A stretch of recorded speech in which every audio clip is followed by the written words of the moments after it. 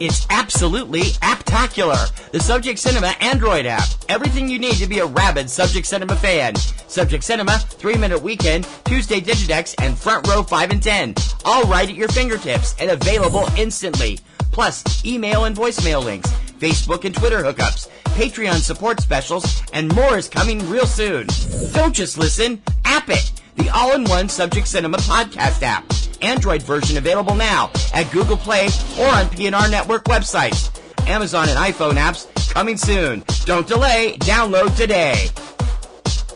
Blueberry. This podcast is a member of the Blueberry Network. Blueberry. No E's. That's Blueberry, BLUBRRY.com.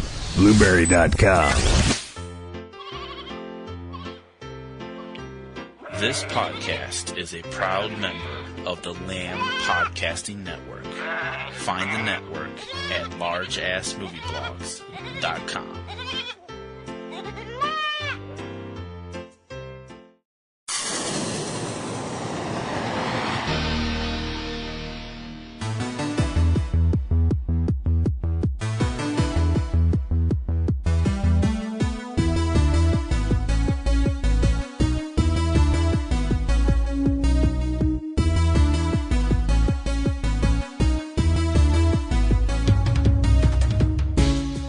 On air, online, on now. From the hub of the universe, Boston, Massachusetts, USA, this is Subject Cinema, with your hosts, T.C. Kirkham and Kim Brown.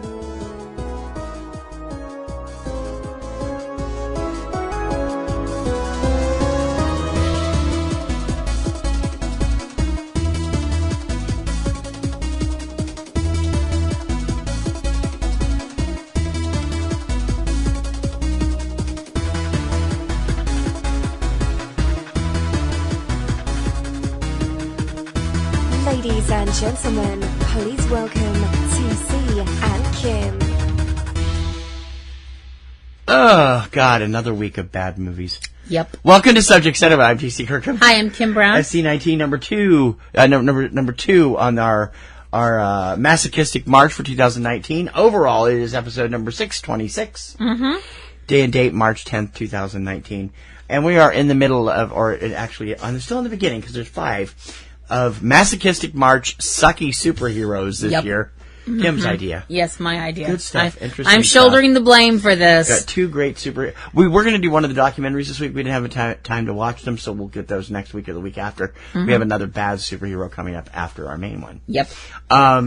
So how was the week this week? Fine.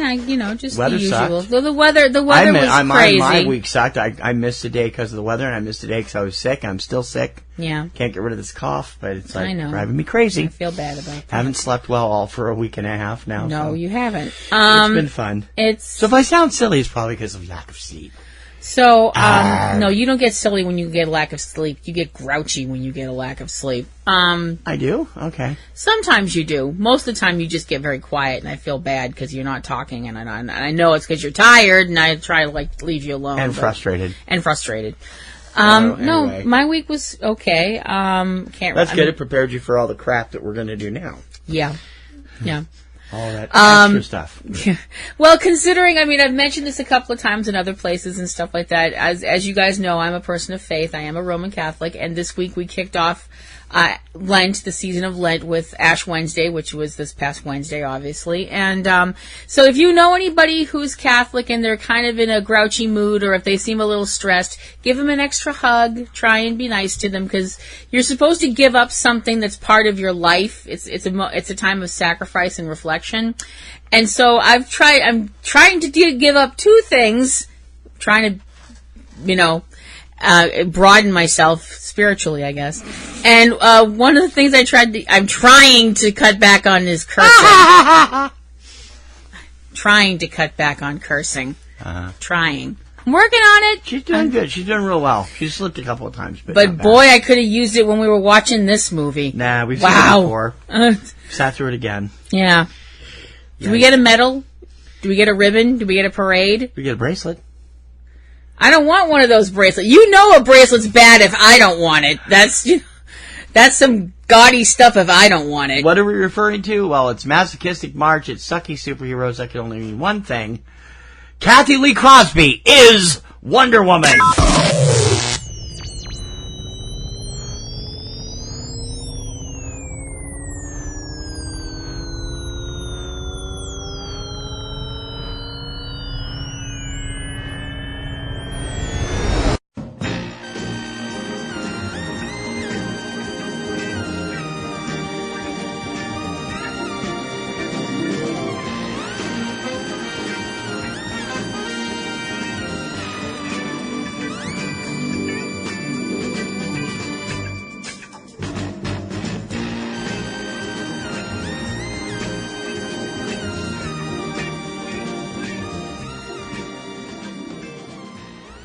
Oh, the pain. Oh, the pain. This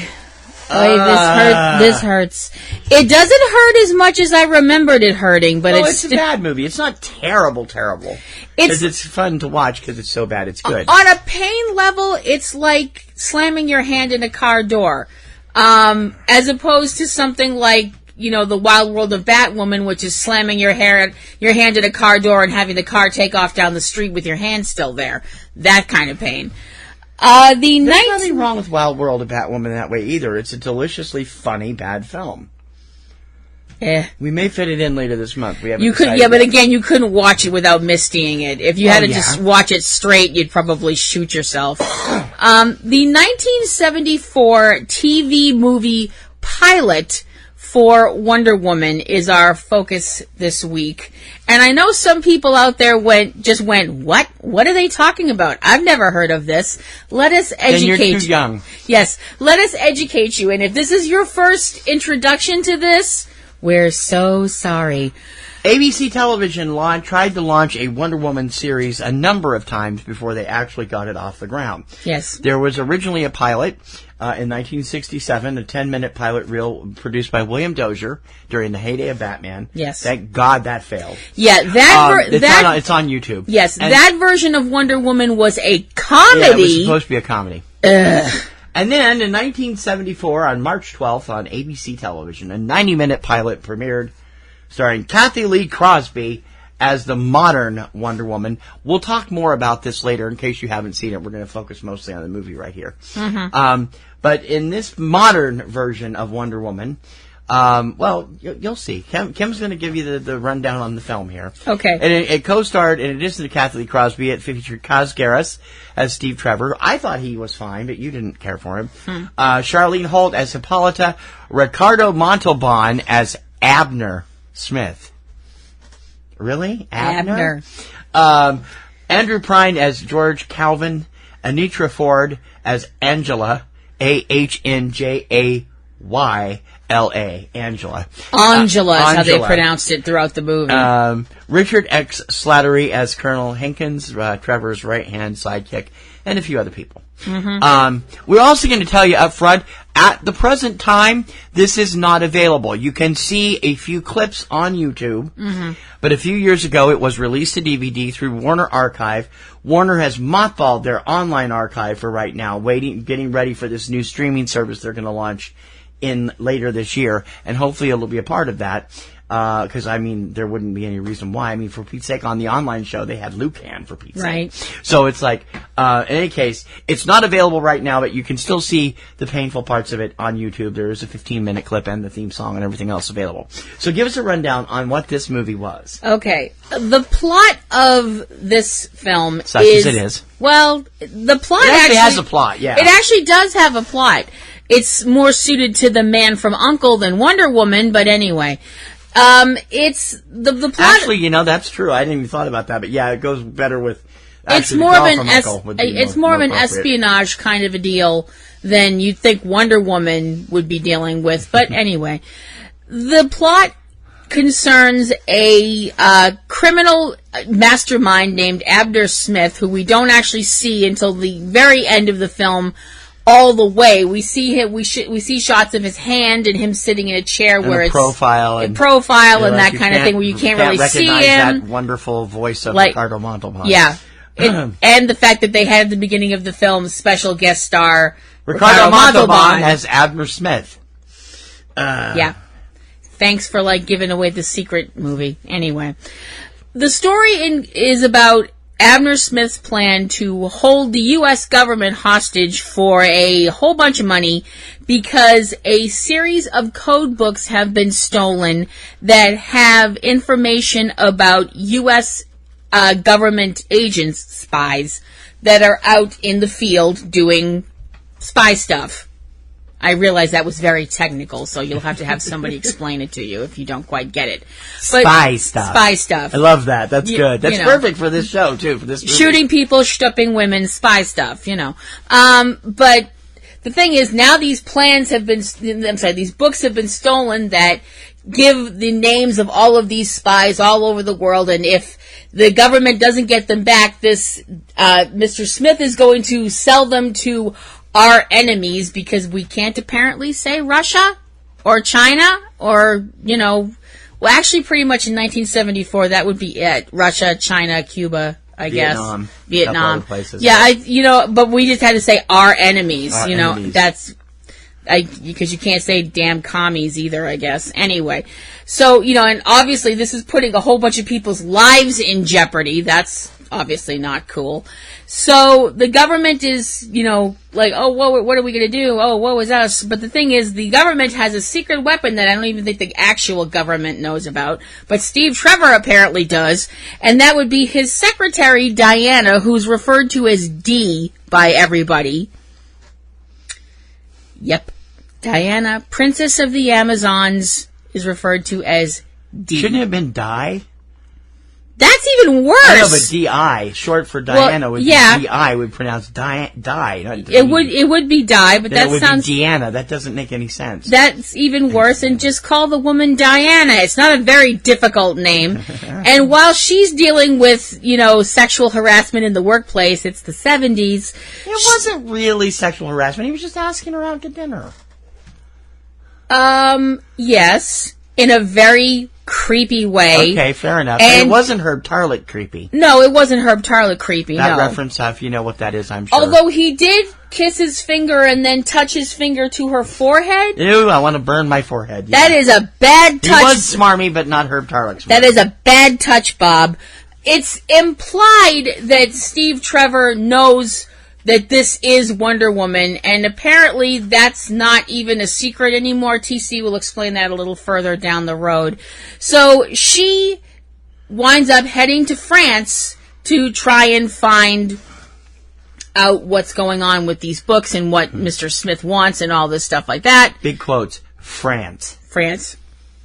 Worst French accents I've heard in a long time. Anyway.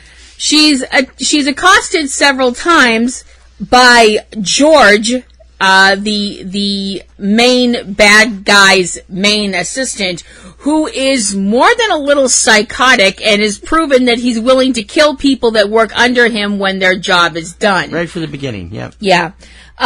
George is flanked by on a lot of his evil doing by a pair of twins, fraternal twins, brother and sister. I was calling them Tomax and Zaymot throughout the whole thing. G.I. Joe joke for some of you who remember that show. As I mentioned, Diana is accosted several times, once via a snake in her room, an attack in an elevator, almost being run down by a car. None of this, of course, works because, duh, she's Wonder Woman. And she winds up having a meeting between Abner at a home in France that apparently he owns or something like that. Apparently.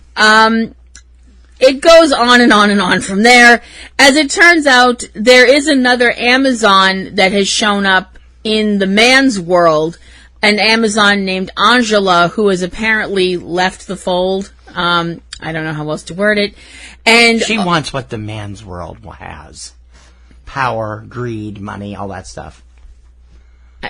Something else, apparently. Oh, yes, I'm sure. Yeah. I can't come up with I don't know, though, because she's very determined not to do anything with George. Well, I wouldn't Despite George's advances, is what I'm saying. Yeah. If she wanted it that bad, she'd just do a whole praying mantis on him. Probably. Yeah, so anyway. Yeah, but except for the fact that George is the creep factor ramped up to about 1 million. He is. And so Wonder Woman's got to deal with a traitorous Amazon in the midst of all this mess, which winds up actually culminating in the government caving in, deciding to pay this guy the money. And on the surface. While Diana's working behind the scenes to try and stop it. Yes. Including the money being handed off in a scene involving a burrow, not that way, where the burrow is sent into a ghost town with the money put on it in these two little saddlebags. I'm sorry, I don't know what these terms are. I'm from the suburbs. And Diana manages to avoid yet another death trap and also manages to follow the right burrow because one of Abner's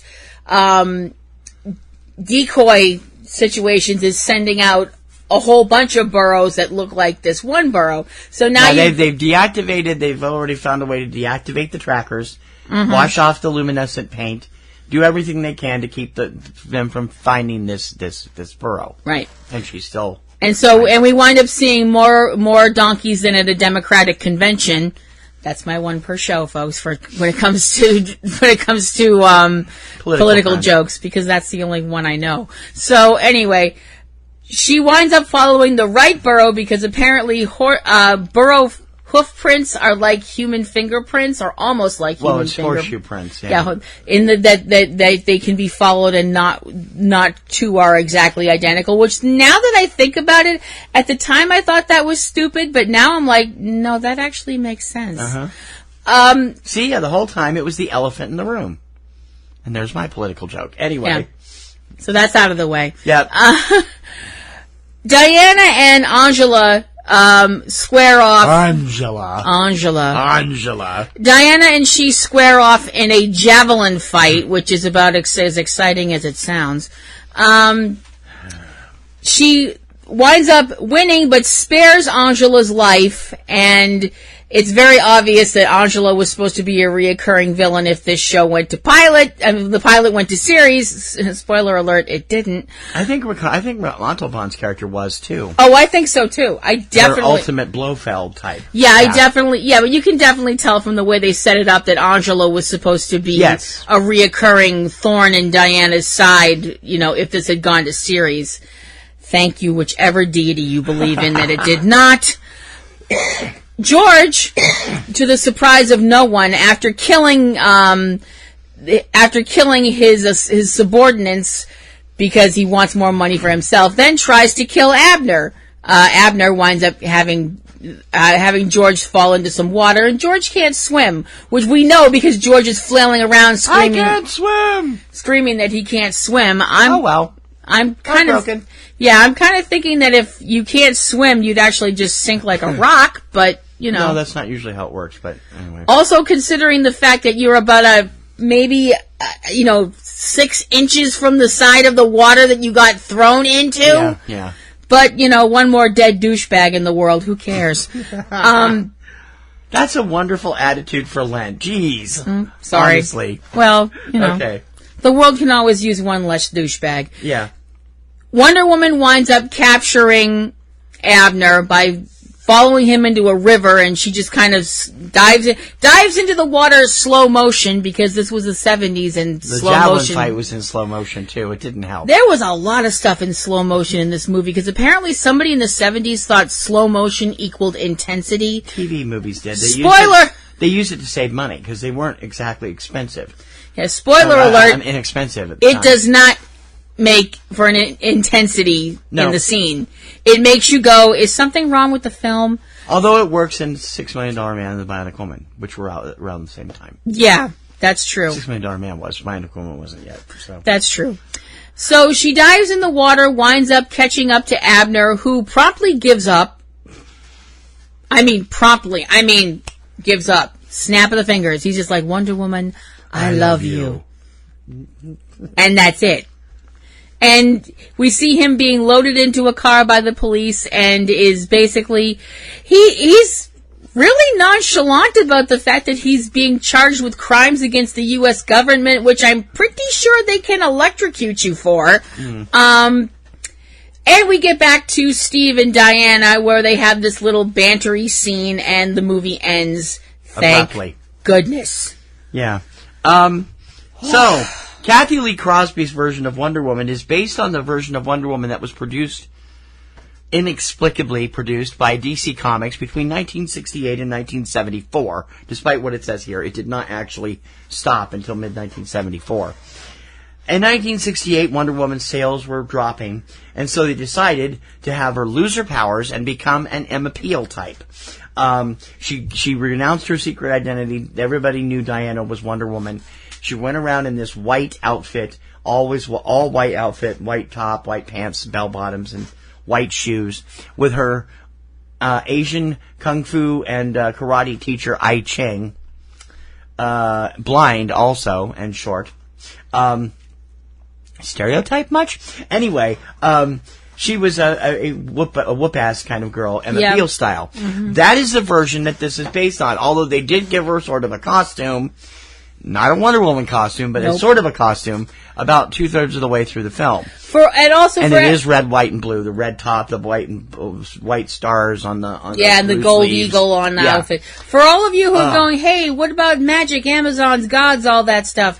Apparently, also during this time period, the Amazons went to another dimension to recharge their magic or something. Yeah. And that's how she lost her powers. Yeah, and she gave up her powers and the identity of Wonder Woman so she could stay with Steve. Right. So, he was dead by that point, actually. Is he dead through the whole part of that point? Yeah, Steve wasn't involved with that part of it at all. Oh, okay. She got involved with a private detective named Johnny something. Well, Steve would have been in his 60s by then anyway, wouldn't he? Right. So anyway, that would have been weird. It was based on that, and ABC later admitted that was a huge mistake. Oh yeah. A year and a half later, they came back with a TV movie called The New Original Wonder Woman, set in the 1940s, starring Linda Carter and Val Wagner, and of course the rest is history. Yep. This thing, however, should be history. I swear, the Foley people must have been paid by the sound effect. Ooh. Every time the bracelets clinked, I wanted to throw something at the TV. Seriously. Because whenever she's not talking to Amazons, both in the island, never Paradise Island, just referred to as the island. Yeah. And when one of them comes to warn her that Angela has left the fold, they grasp hands, both hands, and you get this clink sound and clink every time the bracelets click. Mm-hmm. Oh, it's annoying. My God, that's annoying. Yeah. When she says goodbye on, like TC mentioned, the island, which is never referred to as neither Paradise Island nor Themyscira. Well, Themyscira wasn't even in the picture until after Crisis. That was late 80s, so we won't even go into that. Mm-hmm. When she says goodbye to her mother, Queen Hippolyta, who was never referred to as Queen Hippolyta. And never referred to as her mother, either. Yeah. No, doesn't she call her daughter? Well, she considers all of them daughters. Well, yeah, okay. Yeah, that's fair. And she says goodbye to the Amazons, all three of them. And seriously, I'm like, there's what, there 4 were at least women 30 on or this? 40 in the Wonder Woman Linda Carter pilot. So really? It's like, okay. I'm like, okay, so we blew all the budgets on costumes apparently and couldn't just spring for maybe where? Well, white suits aren't cheap. You know. White sport coat and pink shoelaces? Where was Abner's pink shoelaces? They never showed his feet. So. They did. Oh, okay. Oh, sorry. Anyway. And I would also like to bring up something else, and this is a completely me thing, and anybody that wants to get ticked at me, that's fine. I realized this was a different time period, and it was the 70s. It was the 70s. Waka, waka, waka, waka. Yeah. Oh, yeah, we start this movie with the Wachika Wachika music, and I'm like, oh, we're already in trouble. I know it was a different time period. I know that we didn't have all the regulations and things we have with movies now when it comes to animal safety. However, you have several scenes in this movie where you have animals being placed into boxes that have no air holes. Honey, the crates are built with slats. They're going to have air. She's talking about donkeys. She's the burro. And the snake. Well, the snake was in a metal case. We couldn't really see the whole case. There may have been an air hole somewhere. I was talking about the box when she gives the snake back to George in the restaurant. Well, it's not really that. She hasn't been in that for very long. Well, anyway, it was like, okay. That irritated me. I'm sorry. I know. Well, so did the chocolate look for the henchmen. You know, chocolate brown leather jackets, leather pants, leather gloves, ridiculous hairdos. Yeah, it's like, what kind of look do we want for our henchmen? It's like, what kind of look do we want for our henchmen? Let's have them look like a pair of cheesed-off Tootsie Rolls. Brilliant! They remind me, who they remind me of? No. The characters played by Sandra Bernhard and David Caruso in Hudson Hawk.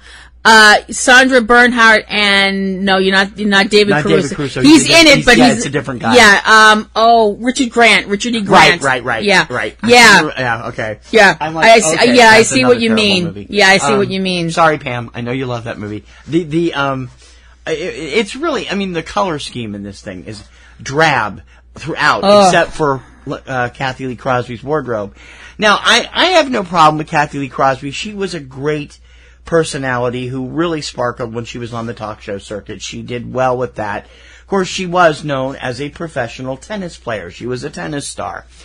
And as an actress, she's a great tennis star. She's not terrible by any means. She's not terrible, but the script she has to work with here is terrible. And she later would get out of acting and just go into more hosting stuff. Yeah. She's best known probably for That's Incredible, which ran for 8 years on ABC. I think that's the first place I ever saw her, was as one of the co-hosts of That's Incredible. I do think it's interesting, though, just throwing that in just as an aside. Yeah. The female hosts from both the reality shows both did Wonder Woman. Kathy Lee Crosby starred as Wonder Woman in this version of Wonder Woman that we're talking about, and went on to host That's Incredible. Sarah Purcell, who would later host Real People, made a guest shot on Linda Carter's Wonder Woman as one half of a Carpenters-esque duo in a musical episode. I think that was Amazon Hot Wax. It may have been one of the other ones. Rick Springfield was also in that episode as a Kiss clone, one of the members of a group that was kind of Kiss-based. So. Yeah, that episode was taking the mick out of a lot of really popular acts of the time. Another thing about this film that I'm really, really wondering what exactly director Vincent McEvedy was going for with the shots of Diana before she leaves the island. Eye roll. Okay. I understand that the island is supposed to be somewhere otherworldly, and we're supposed to, figure that out on our own. It looked like Catalina to me, but that's okay from the air. I'm just saying. Anyway. Yeah, it's supposed to be somewhere magical and da-da-da-da-da. So your idea of conveying that to us is slapping half a bottle of Vaseline on the lens? Yeah, they had the center was clear, and then it was fuzzy the rest of the way around. Weird. I'm like, what? Why? No! It's just, you usually see that in a lot of stuff where they're trying to hide how old somebody is, usually a female actress. Mm-hmm. Boo. Ageism and sexism at the same time. Nice. Mm-hmm. But seriously, I'm like, guys, there are other uses for lubricants, not this. This is... well, seriously, it looked like Honestly. What? It looked like somebody took a whole thing of Vaseline and went splorp right on top of the lens. The sad thing about this is this movie has some really great people in it. It Ricardo does. Montalban, I mean, you can't get better than him. Oh, no. When it comes to a Latino actor who really became a major star in Hollywood. And, I mean, this was before he hit it really big. I mean, he was known as a character actor until he hit Mr. Rourke on Fantasy Island, which propelled him to name stardom. And this was even a year before his rich Corinthian leather cycle as Chrysler spokesperson. Yeah, and then came the 80s and his return to a character he'd played in the 60s with his big screen turn as... Thank you. Yeah, it made me cough. Great. That's wonderful. Sorry. But it's really interesting if you look at... If you look at Mr. Montalban's work in Star Trek II: The Wrath of Khan, and you look at his work in this film, both of those, that's like the opposite ends of the spectrum of how to play a bad guy. Because Abner in this, he's Abner. I know, really. It's like you are. Yeah, he looks like an Abner. Oh yeah. What? You are in deep Mr. Smith. Yeah, you are in deep trouble if the head supervillain of your piece is named Abner. Yeah. Really?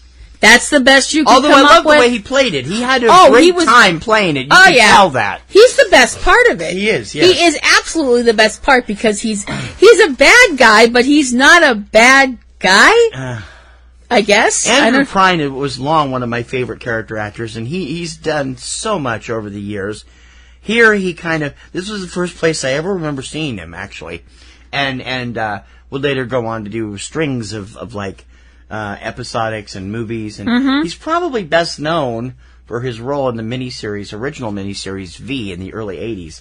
Yeah. He was great here. He's definitely delicious as George. Yeah.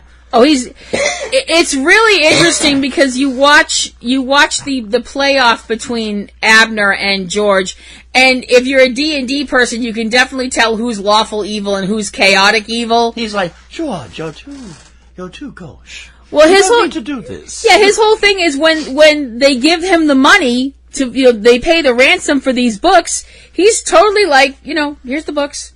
I gave my word. Yep. And George is all like, we have to kill them all. Yeah. George is totally. Hey, shoot to kill. Yeah, George is totally kill everybody. I mean, if George had his finger on the big red button, he'd break his finger pressing that button to try and kill everybody. This movie also has the wonderful presence of cult star Anitra Ford as Angela. Anitra, best known for Invasion of the Bee-Girls, probably, was also a Price is Right spokesmodel at this point in time. She had just left, and then became a big cult star. Thanks to Invasion of the Bee-Girls, she did this. She's still out there, still active in a lot of charities. Doesn't act a lot now, but she's written a couple of books, and she's done some, I think, yoga or something she was involved with. She is still out there. I always thought she was absolutely drop-dead gorgeous. I don't think she's that good of an actress, but she's drop-dead gorgeous. She's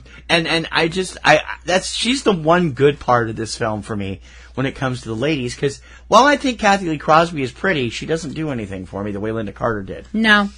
Anitra Ford actually has the Wonder Woman look that they could have had here, but didn't. They should have flip-flopped those parts. Yeah, hair-wise, Kathy Lee definitely. Crosby is blonde. Wonder Woman has never been blonde in the history of the character. Not ever. only that, Wonder Woman has always been, oh boy. All right, I'm just going to come out and say it. Blessed. Wonder Woman has always been, she's supposed to be. She's the pinnacle of a beautiful, strong, smart, intelligent, brave woman, which is why so many men are intimidated by that sort of thing. You know who you are, and you know what I'm talking about. But she's always been tall and, muscular without being frighteningly muscular, and built very attractively. And I'm not saying that Kathy Lee Crosby isn't an attractive lady. She has an athlete's body. It's not a buxom. It's there, but it's very. She had more of a swimmer's body, as opposed to like somebody like, Venus Williams or somebody like that. That kind of a build. Special shout out to Jordan Rhodes. Jordan Rhodes, who plays Bob, the the agent from the unnamed agency that has a thing for Di or D, asking her to dinner, giving her presents, kissing her on the forehead with his finger. He's very, very good at playing the smarmy 70s ladies man. Yeah. So, or he thinks he's a ladies man. Right. Yeah. But he's not, like I said, legend in his own mind. As not Frank Conniff. I've forgotten his name. The gentleman who played Herb Tarlick on Tarlick, yeah. Frank Bonner, thank you. Yeah. I just knew it would come to me. I'm sorry, but the guy that played Steve in this... Kaz Garris, yeah. Yeah, no. I didn't have a problem with his... he looked more like Trevor in the comics than Lyle Wagner did, although Lyle played it like Trevor in the comics. Trevor was never a brunette. No. And so that was kind of weird. Chris Pine, of course, finally captured it completely right in the Gal Gadot movie. Yep. So it's like, okay. Definitely. This movie is bad. It's not like run screaming from the room bad. No. It's just one of those so bad it's good films because you can sit there and misty the hell out of it. Oh, absolutely. Unfortunately, as we said, it is currently not available. It was available from Warner Archive for a while. We bought the DVD at that time because Kim had never seen it and I wanted her to see it. And it does show up on the art house circuit. It's been at the Brattle a couple of times. And we have never been able to get out to see it. And so you can watch for it. Ask your local art house to run it during a bad film week or something. Or watch for it. I have a feeling it will probably be part of Warner's new streaming service later this year. I mean, you might want to let you know. You might want to even check eBay if you're that desperate. Yeah, I don't think you're that desperate, but you might. And I said there are clips available on YouTube of the theme song of 15 minutes of it. Give you an idea what you're in for. Wonder Woman from 1974, and Kathy Lee Crosby. Thank you for going on to That's Incredible. Yeah. Thanks for trying. Blockbuster or bomb, it's all good for us. This is Subject Cinema.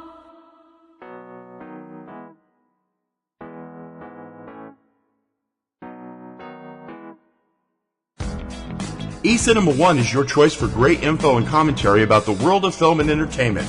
Daily trailer postings, the latest news and film reviews, commentary about the state of the industry, the weekly Subject Cinema and 3-Minute Weekend podcast, and so much more you won't believe it. New material is being posted daily, so join us each day and see what you're missing out on. Once you visit, you will always be back for more. eCinemaOne from PNRNetworks, eCinemaOne.com.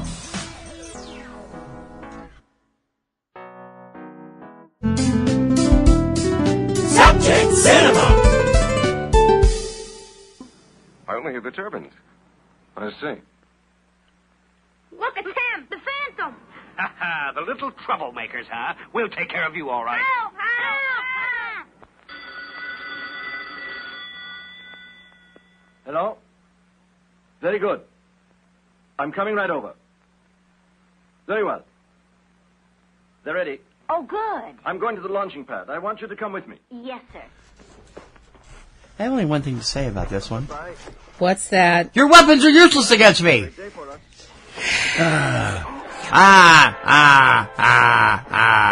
Okay, that's more than enough of that. Gee, I wonder what movie we could be talking about here.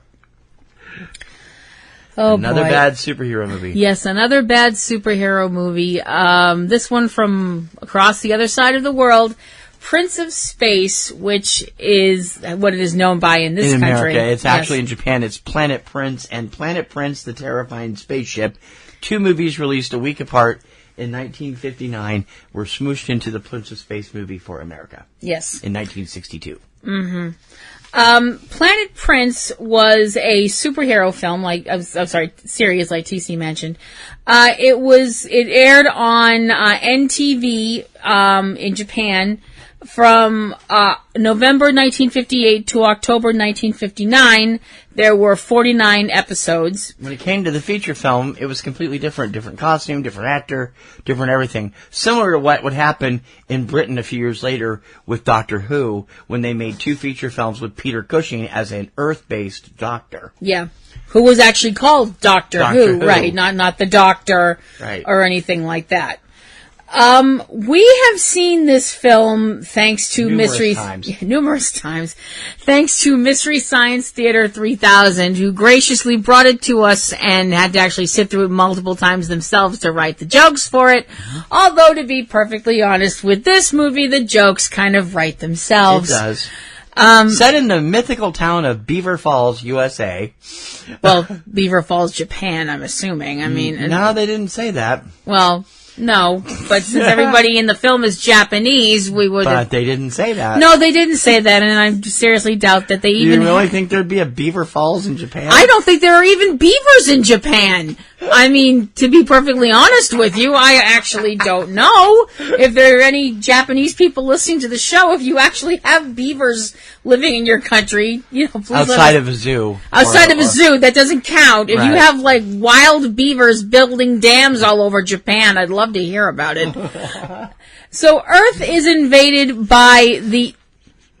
Now who's putting dirty things into stuff? I wasn't even going there. filthy-minded so-and-so. Your beavers are useless against me. Oh, sorry. Anyway.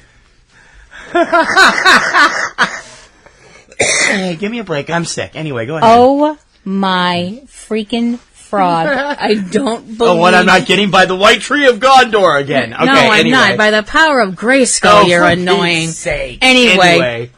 So Earth winds up coming under threat from the Dictator Phantom. That's his apparent name. I guess Dictator is actually his title and Phantom is apparently his name. I don't know if that's his first name, his last name, his whole name. I'm not really sure. I don't care.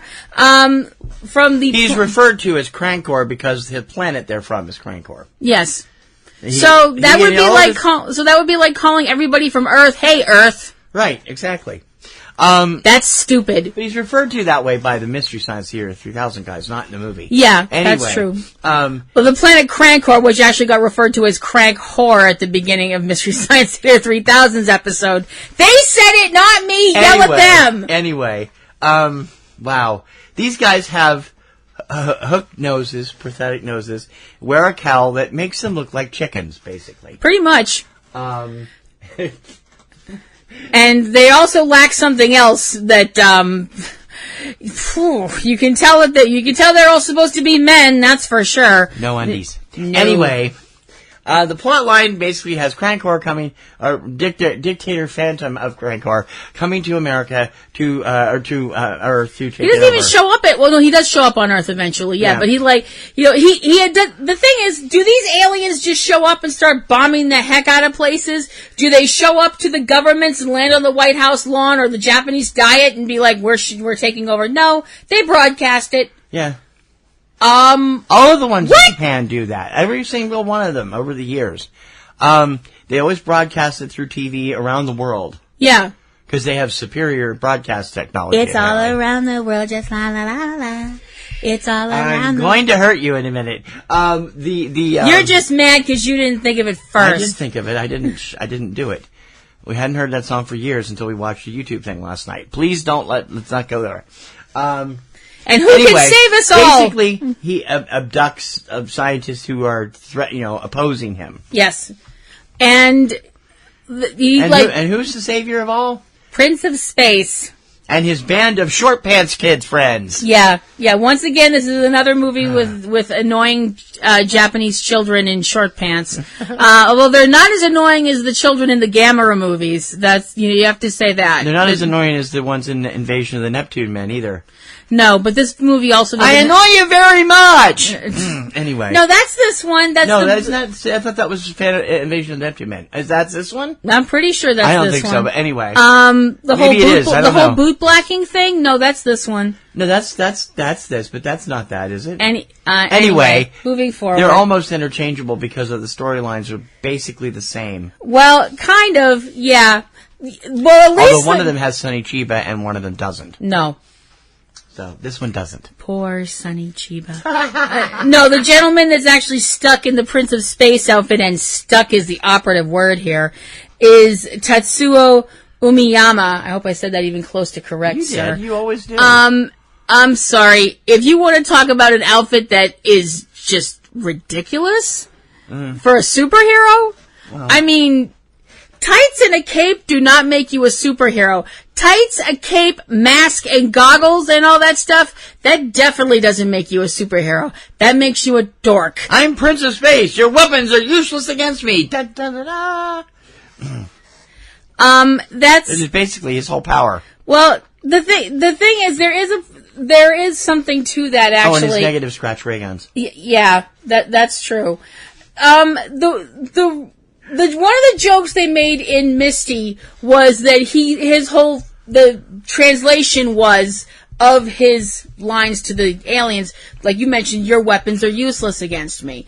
The reason that he's saying that is not because he's saying, at least in the Japanese version, he's not saying that because he's invulnerable. He's not like Superman where someone can shoot him and, with a ray or a bullet or something, and it just goes ping. No, he means it's just like, I can jump out of the way. Yeah, he can dodge them. He's fast enough that he can dodge what they're firing at him. The problem is that because the American translation, i.e. those lazy buggers that didn't, try and do the line properly, if they'd actually made the line something where it was like, haha, I can dodge your weapons easily or something like that, that would doesn't have the same ring to it. But saying your weapons are useless against me... It works because it looks like he's, jumping out of the way, but also sometimes it looks like he's getting hit and nothing's happening.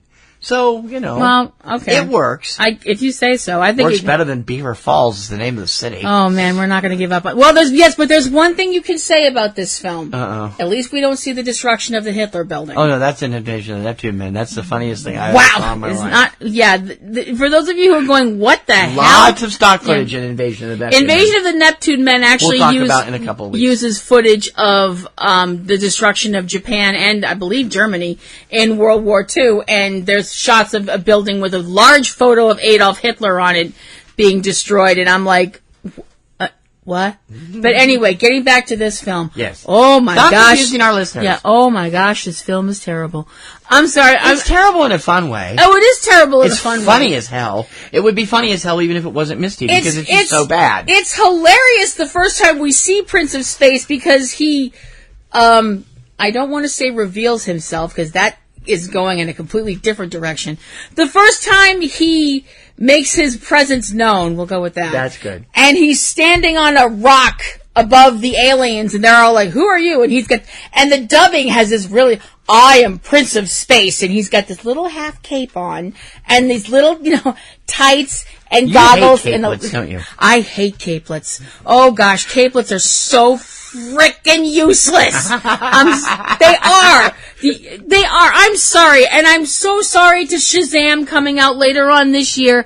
Capelets. He's got a hood now. Yeah, I don't know when the hood started. I don't either. Actually, the hood I like, but I'm sorry, capelets are dorky. There, I said it. I'm not sorry, but wow, this movie. It's painful, but it is a fun painful.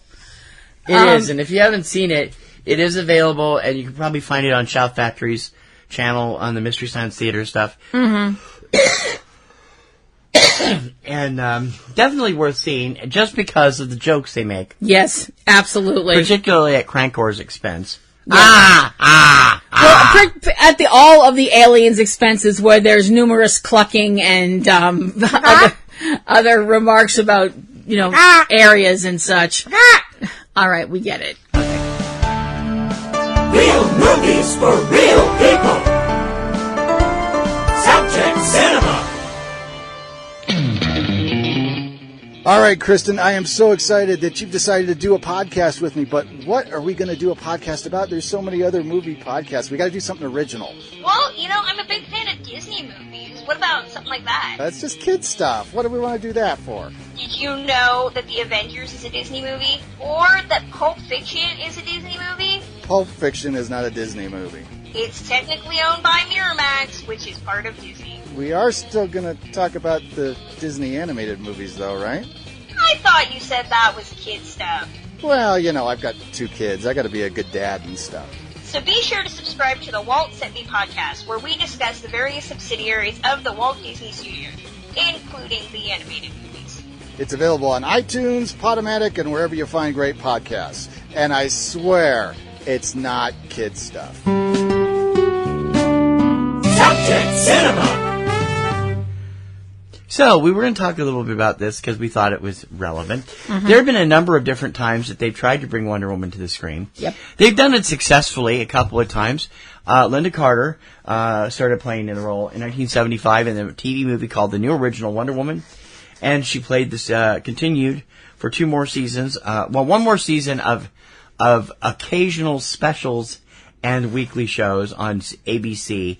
And then when ABC declined to bring it into a full-time series, they jumped to CBS and became a modern show, which is when the show started to jump the shark, if you ask me. Yeah. I love the 1940s version. Yeah, when it began, Wonder Woman was set in the 40s, which is when Wonder Woman came to be in the comic books, that she came to America to help the Allies fight against the Axis powers. Hence the title, The New Original Wonder Woman, when it first came on.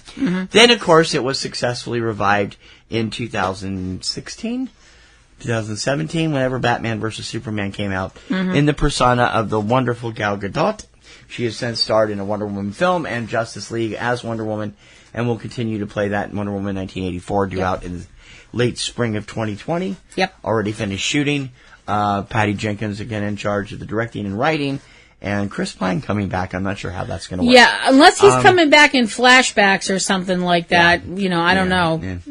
Maybe it's Trevor's nephew or something. You never know. Who looks exactly like him? Well, Steve Trevor Jr. on the TV 70s version. Yeah.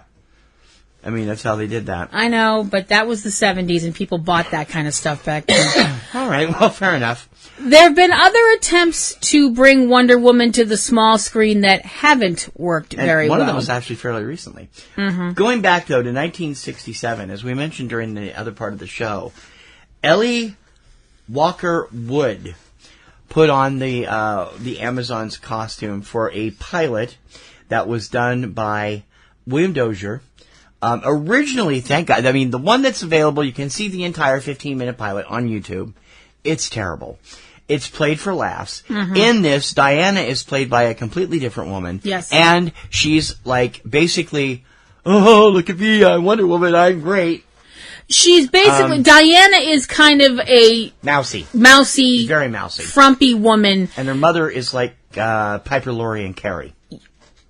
Only it's supposed to be funny. Only it's supposed to be funny. Right. Yeah, she's like a nagging mother and that whole thing. She sees herself in the mirror as the tall, beautiful, athletic Wonder Woman, so on, so forth, and all that. And this is supposed to be humorous. It's terrible. Now, it is better than the original pilot that Dozier tried to sell to ABC a few months earlier. He had insisted on casting Martha Ray as Wonder Woman, and she would change into Wonder Woman by staring at herself in the mirror. This was going to be similar to what they did here, but I can't even imagine Martha Ray, who is best known as a very loudmouth, they called herself the loudmouth comedian, who made her big name in the 70s and 80s on the Dean Martin specials. Mm-hmm. And she was a terrific funny lady and did a lot of great stuff. But Wonder Woman, she was not ready So was she supposed to, see, I don't actually know very much about this. She was going to play both Diana and Wonder Woman. Oh, shoot me. Yeah. Oh, man. Now, they tried again in 2011. David E. Kelly, who is a prolific film producer and television producer who's done so much stuff over the years, came up with a new concept for the show, the idea, and NBC commissioned a pilot with Adrienne Palicki as Diana Prince / Wonder Woman. Mm-hmm. Well, first of all... for one thing, they did do the costume stuff. They had the lasso, they had the bracelets. She looked really good. But in this version, Diana is out as Wonder Woman. She's not a superhero, she's a vigilante, and she operates Wonder Woman Incorporated, which specializes in selling Wonder Woman memorabilia and toys. Mm-hmm. No! And she kills people. A lot of people. Yeah. Now, I realize some people are about to go, oh, Kim, that's, da-da-da. But it's out of character for the character. It's extremely out of character for Wonder Woman. She doesn't like to use lethal force unless she has to. Right. As I said, this version of the character was completely different. And not surprisingly, it leaked to critics, and the critics ate it alive. They did. Some of them liked the idea of the concept, but just didn't like the execution. You can probably find this on YouTube. It's out there. And you can, I've seen the whole pilot. It's terrible. I mean, I love Adrienne Palicki. Oh, I adore Adrienne. She is one of my favorite actresses right now. But man, she did the best she could with a really terrible premise for this character. Adrienne is a fantastic... She looks great in the costume. Oh, she's a fantastic actress. She's a wonderful person, and she looked amazing as Wonder Woman when they had her in the right outfit. Because the first pictures that we saw... Yeah, the pants had to fit because there was some stuff missing. It was like, WTF with this outfit. Yeah. And wasn't quite as bad as the Kathy Lee Crosby outfit, but it still... No, because I'm sorry, when your Wonder Woman could be easily confused with a drum majorette, you have a problem. But Adrienne... Yeah, Kathy Lee Crosby's outfit does look like it could be Adrienne a band uniform. Looked terrific. But it was like, wait, what? What do you mean she's a vigilante? What do you mean she... Huh? Now, she is in this version from Themyscira. Yes. And she is a princess of Themyscira. Right. But they really... Other than that, wow. I'm sorry, we don't want a female version of the Punisher, at least not called Wonder Woman. Yeah. You know. It was, you didn't see it. You haven't seen it. I've watched part of it. Yeah. And I was like, oh, no. I mean, she does action stuff great, and Adrian, I always thought Adrian looks better as a brunette instead of as a blonde. You think she looks better as a blonde? I think she looks better either way because she's just awesome. But I think it really, the brunette makes her look really good. And she was went great on to be Bobby on Agents of S.H.I.E.L.D. for a couple seasons. And, Yep. That's what I was going to say. She was terrific on show. Agents of S.H.I.E.L.D. and different.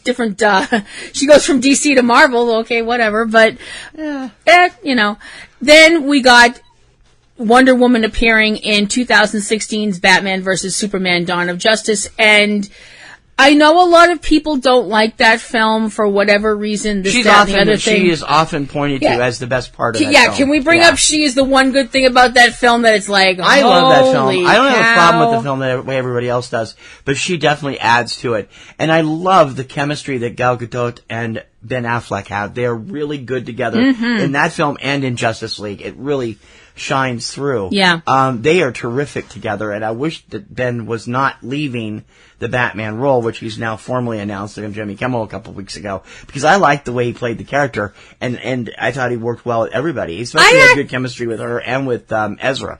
I wanted to bring that up. I liked Gal's chemistry with Ben. They did have good chemistry. I liked her chemistry also with Jason Momoa as Aquaman, and I thought she had really good chemistry with Ezra Miller's Flash.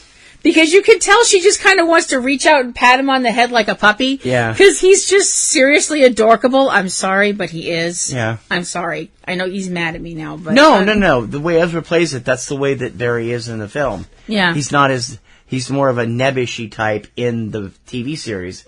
Grant plays him more as a bookworm type, and Grant Gustin does a great job. Ezra's is a little bit more younger, a little more college oriented, and still. And he acts like he's drank. He acts like he's drank a case of Red Bull. Yeah, and he's case of Red Bull. Hell is probably like 8 million. 8 million blunts out there, maybe. Knowing how Ezra is, the character has worked well in that case with the characters. I don't think we're gonna have to worry about recasting it anytime soon. I hope you never not. can tell with what's going on at Warner Brothers since Friday.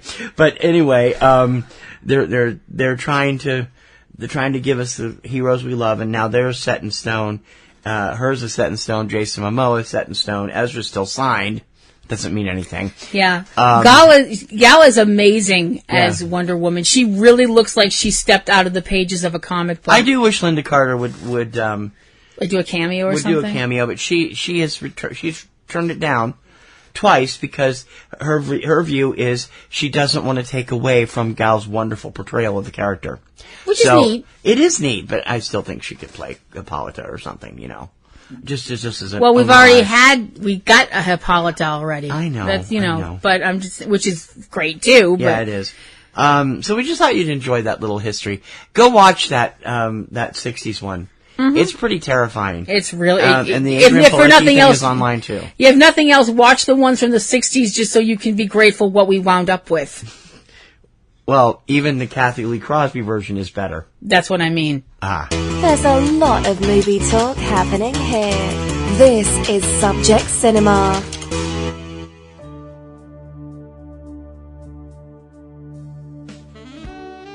eCinemaBoston is your best choice for all the latest news and info about happenings in the world of film here in the hub of the universe. Local theater listings, ticketing info, reviews of local venues, spotlight on Boston actors, the latest film shoots, and a whole lot more.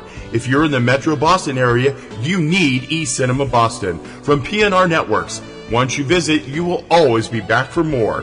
eCinemaBoston.com.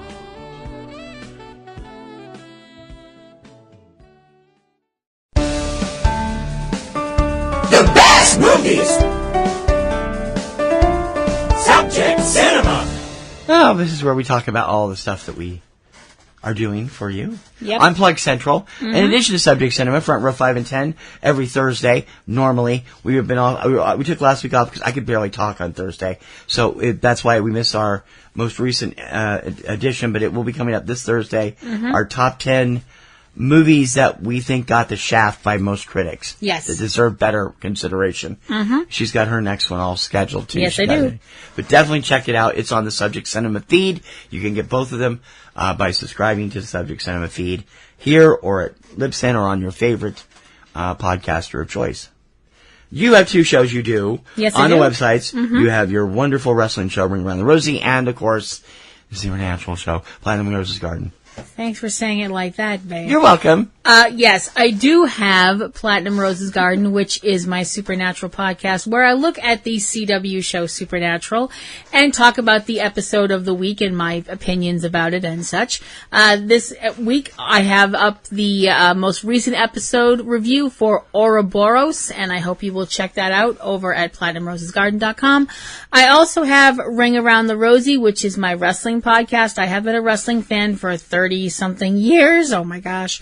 And this week, I am looking at predictions for WWE Fastlane. So before the show starts, you can come and take a quick listen and see who I think's going to win tonight at the Quicken Loans Arena in Cleveland, Ohio. And you can check out all of my recent shows at ringaroundtherosie.net. I would like to bring up Platinum Rose's Garden and Ring Around the Rosie are not safe for work. Normally.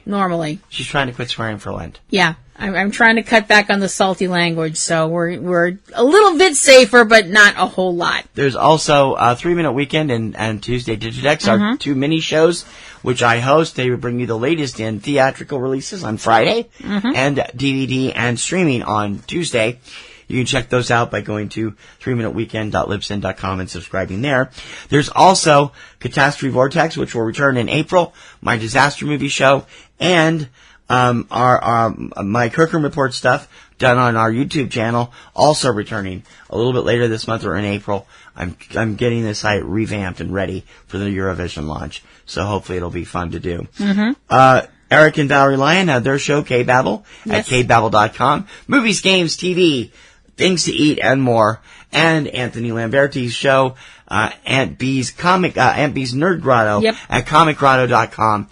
He's currently on hiatus due to a personal issue, but he should have some new episodes up shortly.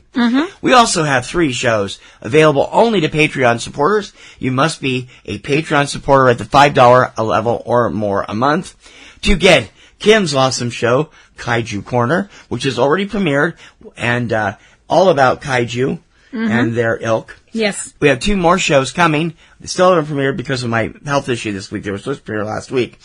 Microfocus, which is our new review show, in-depth reviews of current and classic films. This coming week's show, when we finally get it on the air, we will talk about the 1974 cult film Zardoz and the Brie Larson debut as Captain Marvel coming up on this week's show. And we also have Freeze Frame. This is our discussion show where we talk about all the interesting things going on in the world of entertainment, just shooting the crap as we usually do. We used to do it on this show, now we do it there. You've got to be a Patreon supporter to get all 3 of those shows. It's $5 a month or more, and just for $2 a month you get your name on the site, and each level there's more and more perks about each thing you do. But the shows, those are hard work. Please come subscribe and listen to the shows. We don't want any of these shows if nobody's listening to them. They're for you guys. They're a special privilege for you guys for supporting Subject Cinema, PNRNetworks, all the shows we do, all the websites we do. We can't do it without you guys. You guys have got to remember. It's $5 a month. That's less than $1 a day. Obviously, that's 50 cents a day. You get 3 great podcasts additional every month. You get all these other perks that we're telling you about, and all of it supports what we do. We can't do all we do without you. We can't upgrade our equipment. We can't cover things the way we cover film festivals, special screenings, and stuff like that. You got to be on board. So please come on board at Patreon. Please, because we really, really need you. Patreon.com/PNRNetworks. Where can they reach you? If you'd like to write to me about anything about our shows or comments or about anything we've said or anything like that, or just like to write to me to say, hey, PlatinumRoseL@yahoo.com. If you want to follow me on Twitter, you can follow me at PlatinumRoseL@twitter.com. You can follow me at eCinemaOne or eCinemaBoston TC or TKR Online. On Twitter. You can write to us at subjectcinema@PNRNetworks.com. If you're writing for Front Row 5 and 10, please use the address frontrow@PNRNetworks.com. Send us your ideas for lists we can do. And, of course, you can write to us about anything. You got a problem, want to tell us your latest opinion about a movie, want to scream at us about something we got wrong on the show, want to just say, hey, I'm out here, I want to listen to you. I enjoy your show. I'm telling all my friends. That's the kind of letter. That would be nice, too. And that's the Subject Cinema at PNRNetworks.com. And that is Plug Central for this week.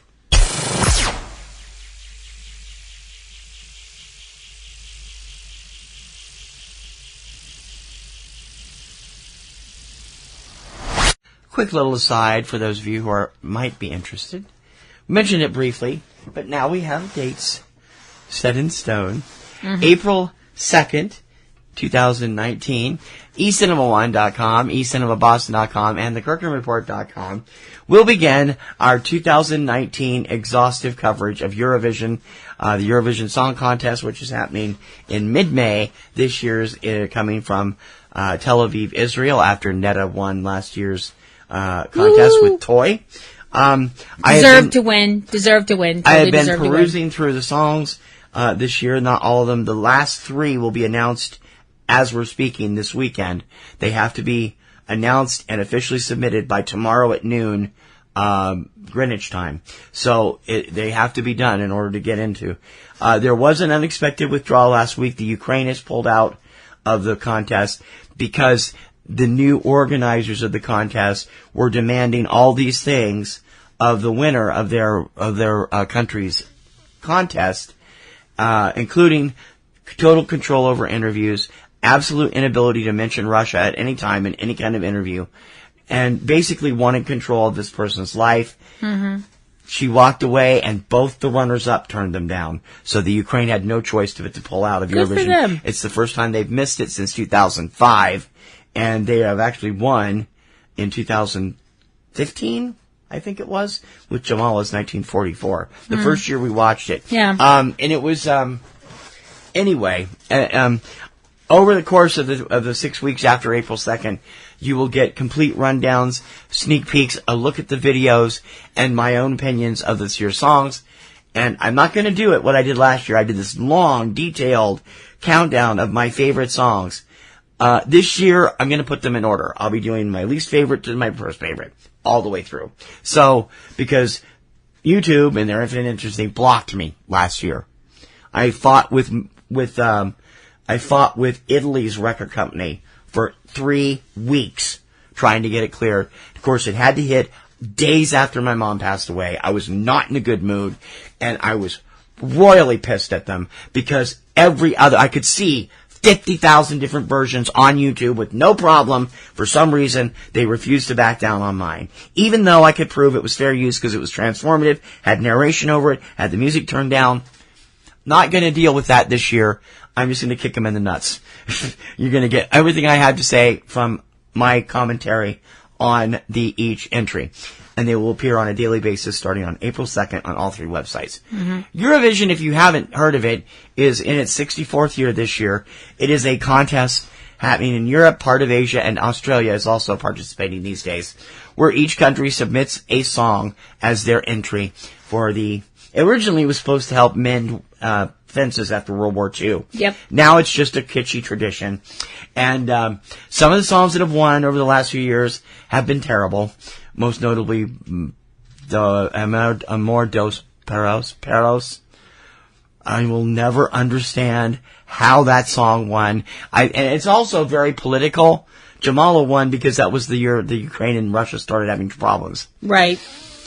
Salvatore won for Portugal that year for 2 reasons. He was known to have serious heart problems, and 2, Portugal had never won before. Mm-hmm. The song is a romantic song done in 5/4 time.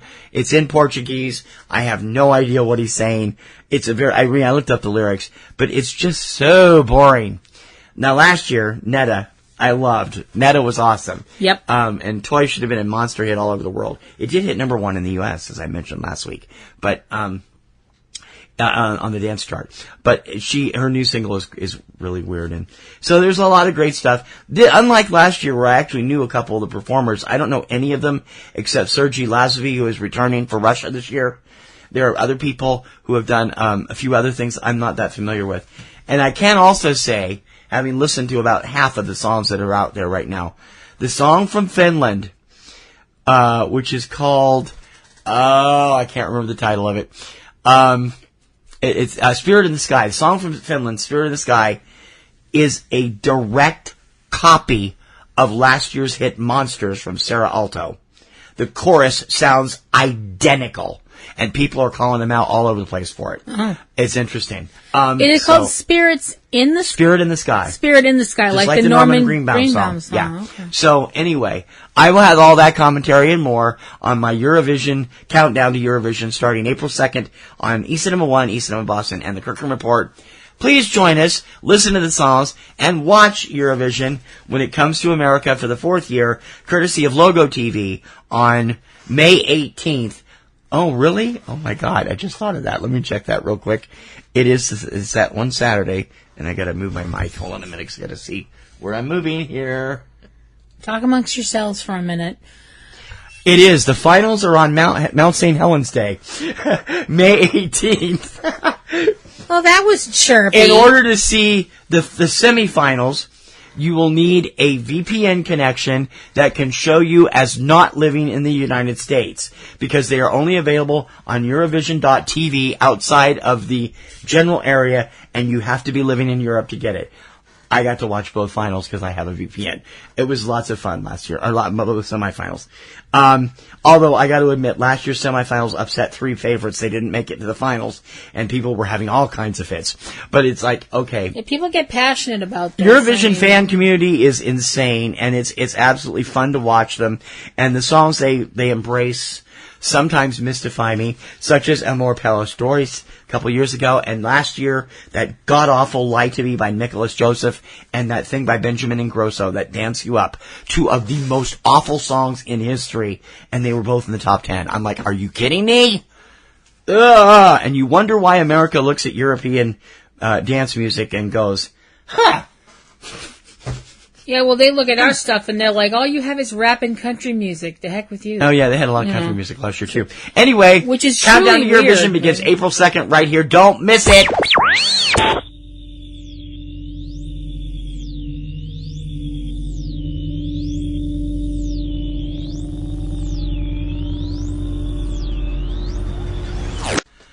Alrighty, we're going to mosey out on here.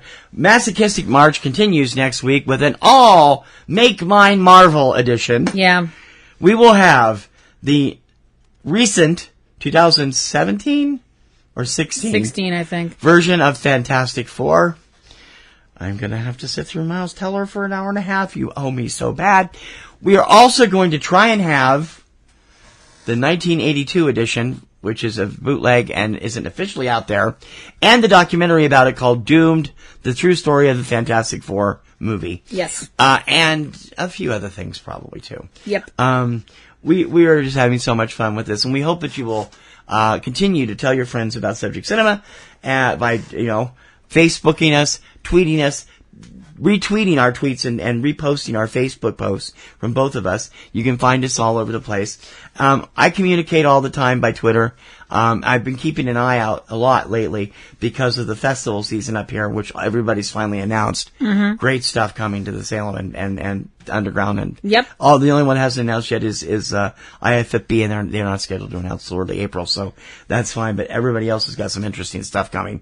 You can write to us and let us know you're out there. Tweet us and let us know you're out there, because we miss hearing from you. We just want to know you're out there.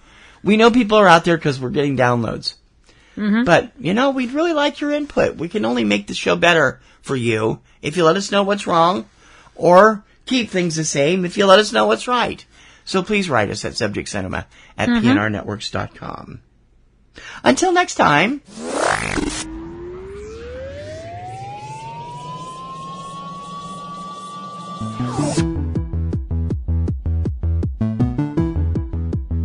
For Subject Cinema, I'm T.C. Kirkham. I'm Kim Brown. May your popcorn always be buttered. And may your roses always be in bloom. Great Hera, this movie month has been terrible. Suffering Sappho, you took my line. You have been listening to Subject Cinema with hosts T.C. Kirkham and Kim Brown. Subject Cinema is produced by PNRNetworks, Boston, Massachusetts, which is solely responsible for its content. Subject Cinema theme performed by Eric Lyon. Subject Cinema is recorded and produced using Sony Vegas products. Subject Cinema is copyright 2018 by PNRNetworks under a Creative Commons license. Check out a new episode of Subject Cinema every weekend. Until next time, this is Bob Taylor for Subject Cinema, and we'll see you at the movies. That's all.